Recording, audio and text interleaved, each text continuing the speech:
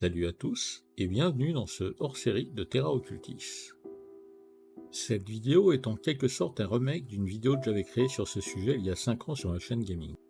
À l'époque, j'avais été sidéré et fasciné par ce sujet, et quelques années plus tard et pas mal de recherches supplémentaires font que je le suis toujours et que j'aimerais apporter mes pensées et opinions là-dessus. Contrairement aux escapades, vous aurez mon avis et je tiens de nouveau à le répéter, avis personnel. Je ne suis pas là pour tirer à boulet rouges sur les platistes ou aller dans leur sens, mais j'en reparlerai dans ma conclusion. C'est parti.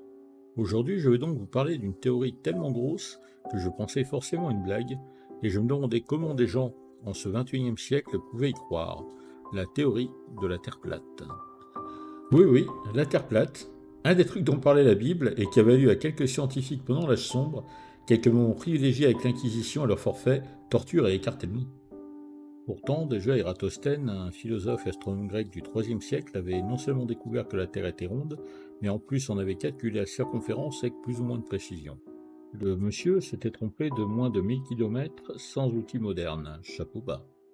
Toutefois, les croyants à cette théorie, que l'on nomme maintenant platiste, sont allés très loin, car au début du XXe siècle a été créée la Flat Earth Society. Dans les années 60, cette society est allée jusqu'à porter plainte contre la NASA quand les premières photos de la Terre depuis l'orbite ont été publiées. Avec l'avènement d'Internet, des dizaines et des dizaines d'influenceurs ont attrapé ce mouvement dans leur filet et génèrent des vues en adaptant la théorie et en la remaniant pour qu'elle colle à leurs idées. Voilà par exemple la carte du monde selon les platistes. Notez qu'il est plus compliqué de tomber au bord du monde quand il y a un mur de glace géant façon Game of Thrones. Ce même mur serait protégé par les gouvernements du monde entier qui détruiraient toute embarcation civile non autorisée s'en approchant.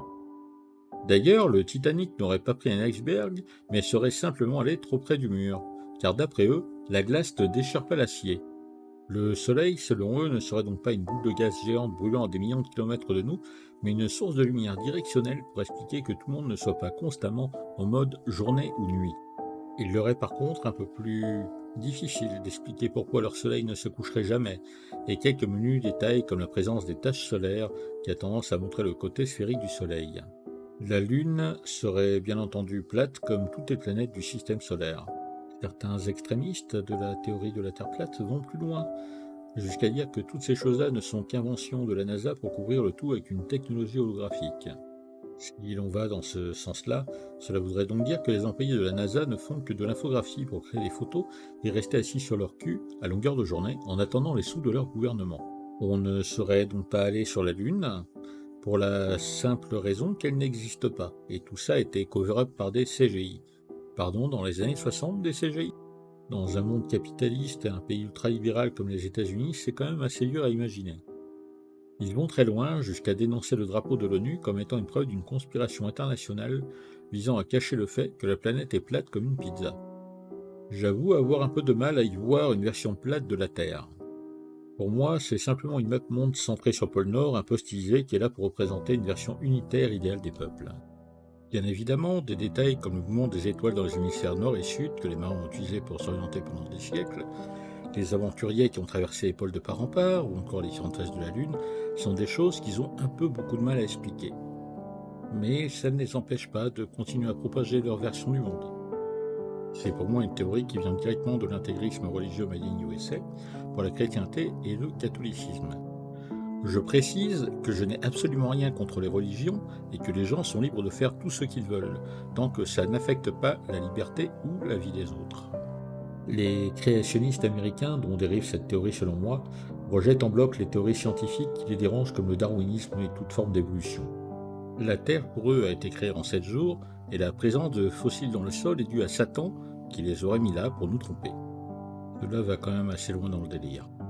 Je pensais vraiment qu'entre sa boîte de nuit à Los Angeles et ses problèmes avec les frères Winchester, Lucifer aurait quand même d'autres choses à faire.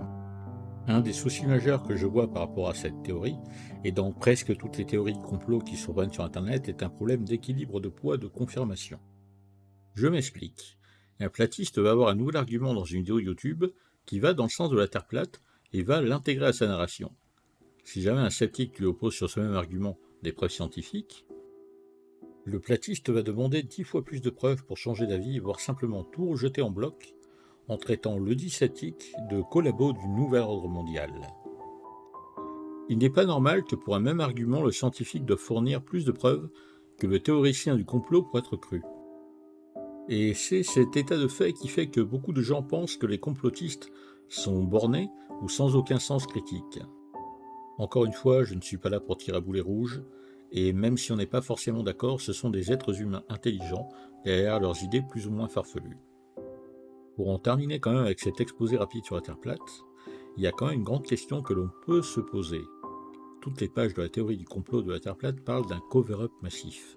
On vous cache tout ça, mais la vraie question ce serait pourquoi ?